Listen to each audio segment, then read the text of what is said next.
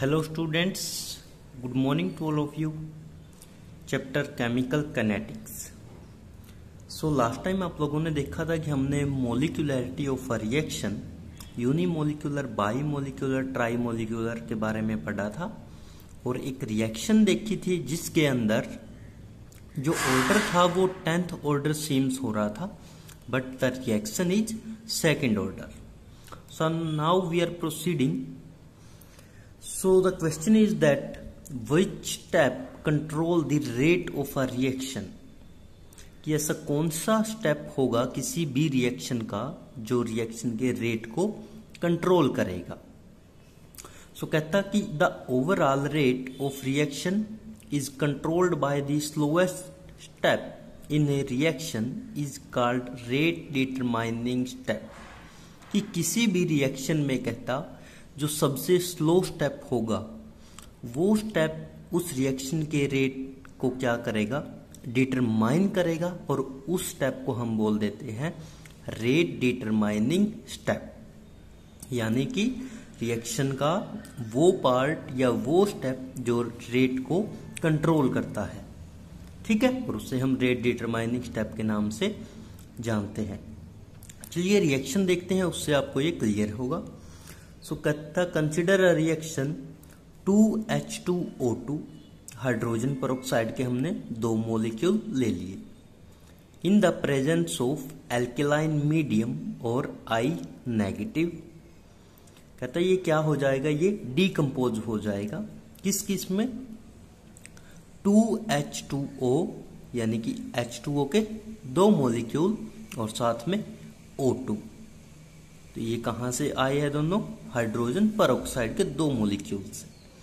अब इस रिएक्शन का हमें क्या देखना है, रेट. तो यानी कि हम क्या लिखेंगे, या तो रेट इक्वेशन या फिर रेट. कहता वो किसके बराबर होगा, माइनस डी किस वजह से, माइनस वजह से, क्योंकि ये क्या हुआ है, रिएक्टेंट डिक्रीज हुई है इसकी कंसेंट्रेशन या ये कन्वर्ट हुआ है. डी इसके स्मॉल चेंज के लिए, स्क्वायर ब्रैकेट उसकी कंसेंट्रेशन को शो करने के लिए, H2O2 जो हमारा रिएक्टेंट था डिवाइड बाय जितने टाइम के अंदर वो कन्वर्ट हुआ है dt. या फिर कहता है इसको और कैसे लिख सकते हैं, इज इक्वल टू KH2O2 और I नेगेटिव. यानी कि हमने इसको भी अब कंसिडर कर लिया जब हमने किसकी फॉर्म में लिखा, कांस्टेंट ऑफ प्रोपोर्शनैलिटी. फिर कहता है The reaction is first order with respect to both H2O2 and I negative. कहता यहां से देखने से हमें ये पता चलता है कि ये जो रिएक्शन है, कहता वो फर्स्ट ऑर्डर की रिएक्शन है. किसके रिस्पेक्ट में देखा है हमने हमारा जो रिएक्टेंट था उसके रिस्पेक्ट में, और जिसकी प्रेजेंस में हमने रिएक्शन करी थी that is I negative. Clear है यहां तक. उसके बाद एक सेकंड रिएक्शन, नहीं इसी का हम एविडेंस देखते हैं पहले कि ये बात इसने सही बोली भी है कि ये रिएक्शन फर्स्ट ऑर्डर है या नहीं. तो एविडेंस में सबसे पहला जो एविडेंस है वो है रिएक्शन की मैकेनिज्म. सो रिएक्शन की मैकेनिज्म कैसे, यहाँ पे हमने H2O2 से डायरेक्ट हमने क्या बनाया, H2O और I2. ये हमारे फाइनल प्रोडक्ट है, बट हमें इसके इंटरमीडिएट स्टेप्स के बारे में जानना है, जहां से हमें ये पता चलेगा कि रिएक्शन का जो फर्स्ट स्टेप है या जो सेकंड स्टेप है कि वो कौन सा है जो रेट को कंट्रोल करता है और जिसे हम रेट डिटरमाइनिंग स्टेप के नाम से जानते हैं. सो देखिए स्टार्टिंग में हम क्या लेंगे, जो हमारा रिएक्टेंट था, यहाँ पे 2 मॉलिक्यूल है तो मैं स्टार्टिंग में 1 मॉलिक्यूल लेके चलूंगा H2O2.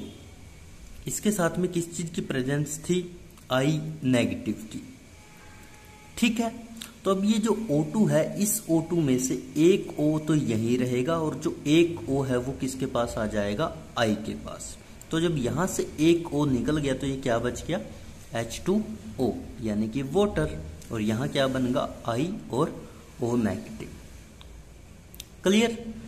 फिर कहता है इसका जो सेकंड स्टेप है, कहता उस सेकंड स्टेप में अब इसका दूसरा मॉलिक्यूल यूज करना है हमने H2O2 का. तो ये लिया हमने इसका सेकंड मॉलिक्यूल H2O2 और साथ में हम क्या डालेंगे, जो हमारा ऊपर एक चीज बनी है दैट इज IO नेगेटिव. ये हमारा क्या है, एक इंटरमीडिएट है रिएक्शन के बीच में जो बना है, तो इसको अब हम सेकंड स्टेप में यूज करेंगे। ये हमने लिखा प्लस डाल के IO नेगेटिव। फिर कहता क्या होगा, अब फिर सेम होगा, इसका जो एक O है वो क्या हो जाएगा यहाँ से ब्रेक, तो यहाँ पे क्या बचेगा, अकेला H2O। वो जो O यहाँ से निकला है वो किसके पास आ जाएगा, इस पहले वाले O के पास, तो 2 O हो गए, यानी कि हमारे पास क्या बन गया, O2। उसके बाद यहाँ पे अकेला क्या बच गया, I नेगेटिव। जो I नेगेटिव हमने जैसे डाला था वो I नेगेटिव वैसे कि वैसे सेकंड स्टेप में यहाँ से रिमूव हो जाएगा, यानी कि ये एक्ट किया है यहाँ पे एज अ कैटालिस्ट और फॉर्मेशन करने के लिए किसकी, इंटरमीडिएट की। ठीक है, दोनों स्टेप क्लियर कि कैसे प्रोडक्ट बना है। अब उसके बाद देखना है हमें इसके एविडेंस में क्या कहता है कि so it is a bimolecular elementary reaction. देखने से ही पता चल रहा है कि कैसी है ये, बाइमोलिक्यूलर, क्योंकि इसके अंदर 2 मोलिक्यूल है जो वो रिएक्शन में यूज हुए हैं। एलिमेंट्री रिएक्शन है, स्टेप वाइज रिएक्शन हो रही है, and IO negative is an intermediate. और कहता जो फर्स्ट स्टेप में आपका IO नेगेटिव बना है that is known as intermediate species. First step is slow here, so rate determining step, short form में लिखा है RDS। कहता आपका जो फर्स्ट स्टेप बना है रिएक्शन का, ये स्टेप आपका कैसा होगा, रेट डिटरमाइनिंग स्टेप होगा, क्योंकि ये स्लो स्टेप है। अब हमें ये कैसा पता चलेगा कि कौन सा स्लो है और कौन सा फास्ट है, तो देखो कहता rate of formation of intermediate, कि जो इंटरमीडिएट के बनने का रेट है विल डिटरमाइन, वो ही हमें बताएगा रेट ऑफ रिएक्शन। तो रेट ऑफ रिएक्शन हमें कौन बता रहा है, इंटरमीडिएट जिस स्टेप के अंदर बना है, और वो कहाँ पे बना है, स्टेप नंबर 1 के अंदर। तो इसका मतलब ये स्टेप हमारा स्लो होगा और साथ के साथ ये हमें क्या बताएगा, rate of A reaction. Clear यहां तक? कोई डाउट किसी भी स्टूडेंट को कि कौन सा स्टेप कैसे रिएक्शन को कंट्रोल करता है? ठीक है, चलिए अब आगे। उसके बाद कहता है अभी हमने जो ये मोलिकुलैरिटी के बारे में पढ़ा था और इससे पहले हमें कुछ ऑर्डर्स के बारे में पढ़ा था, तो अब हम उन दोनों को एक बार कंपेयर करके देखते हैं आपस में। सबसे पहले the order of A reaction is experimental quantity. कहता जो आप किसी भी रिएक्शन का ऑर्डर निकालते हो वो एक एक्सपेरिमेंटल क्वांटिटी होती है, वो ऑर्डर आप रिएक्शन को देख के नहीं निकाल सकते। इट मे बी 0 और फ्रैक्शन, वो ऑर्डर रिएक्शन का 0 हो सकता है, हाफ हो सकता है, 1 हो सकता है, 2 हो सकता है, ठीक है। बट मोलिकुलैरिटी नेवर बी 0 और नॉन इंटीजर। अब उसी को जब मोलिकुलैरिटी के साथ कंपेयर करें तो कहता है वो कभी भी 0 नहीं हो सकती, ना ही वो नॉन इंटीजर हो सकती। अब मोलिकुलैरिटी 0 क्यों नहीं हो सकती वो समझो। जब मोलिकुलैरिटी का केस हमने देखा था तो ये थी हमारी मोलिकुलैरिटी, यहाँ पे था यूनिमोलिकुलर। यूनिमोलिकुलर का मतलब जहाँ पे एक मोलिक्यूल यूज हुआ था, बाई मोलिकुलर जहाँ पे 2 मोलिक्यूल, ट्राई मोलिकुलर जहाँ पे 2 और एक 3 मोलिक्यूल। अब इसने कहा ये कभी भी 0 मोलिक्यूल की रिएक्शन कहता नहीं हो सकती। सही बात है ना भाई, अगर कोई यहाँ पे रिएक्टेंट ही नहीं होगा, कोई मोलिक्यूल ही नहीं होगा, तो वो आगे कैसे कन्वर्ट हो जाएगा किसी और चीज में, नहीं हो पाएगा ना। तो यानी कि मोलिकुलैरिटी नेवर बी 0।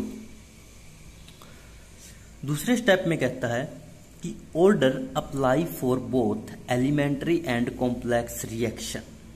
कहता जो किसी भी ऑर्डर हम निकालते हैं, ओवरऑल ऑर्डर, कहता वो दोनों टाइप की रिएक्शन के ऊपर काम करता है, चाहे वो रिएक्शन आपकी एलिमेंट्री हो, चाहे वो रिएक्शन आपकी कॉम्प्लेक्स हो। But molecularity only for elementary. लेकिन कहता जो मोलिकुलैरिटी हमारा कंसेप्ट है वो सिर्फ एलिमेंट्री रिएक्शन के ऊपर ही क्या करेगा, काम करेगा। ठीक है, ये हमारे क्या हो गए 2 आपस में इनके कंपैरिजन। आगे देखिए, आगे थर्ड स्टेप में कहता है कि for the complex reaction order is given by slowest step, कि जो कॉम्प्लेक्स रिएक्शन होती है उनके अंदर जो ऑर्डर होता है कहता है वो कौन देता है, slowest step. And molecularity of slowest step is same as the order of overall reaction. और कहता जो स्लोवेस्ट स्टेप की मोलिकुलरिटी होगी वो किसके बराबर होगी, जितना उस रिएक्शन का ओवरऑल ऑर्डर होगा। तो ये हमारे यहाँ पे क्या हो जाता है, ये topic finish. So next topic हम नेक्स्ट वीडियो में देखते हैं। Thank you so much.